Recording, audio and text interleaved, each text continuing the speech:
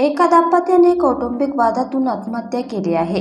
यामुळे एकच खळबळ उडाली आहे. कंधार तालुक्यातील इमामवाडी येथे ही मन हेलावून टाकणारी घटना घडली आहे. याबाबत पोलीस तपास करत आहे. रामदास सोपान करेवाड वय 35 आणि वर्षा रामदास करेवाड वय 30 असे दाम्पत्याचे नाव आहे.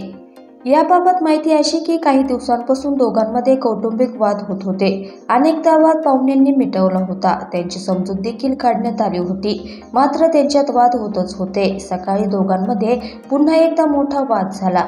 हा वाद मिटलाच नाही. त्यांना कठोर निर्णय घ्यावा लागला आणि काही वेळातच होत्याचे नव्हते झाले. त्यांनी त्यांचे आयुष्य संपवले. रामदास करेवाड यांनी शेतातील चिंचेच्या झाडाला गळफास घेऊन आत्महत्या केली. यामुळे उपस्थित सगळेच हादरले. यानंतर पतीने आत्महत्या केल्याची माहिती मिळताच पत्नी वर्षा हिने देखील जवळील विहिरीत उडी घेऊन आत्महत्या केली. या घटनेमुळे त्यांची लहान 2 मुले आईवडिलांविना पोरकी झाली आहेत. या घटनेची माहिती मिळताच पोलीस घटनास्थळी दाखल झाले आणि घटनास्थळाचा पंचनामा केला. मृतकांना ग्रामीण रुग्णालय येथे शवविच्छेदनासाठी नेण्यात आले.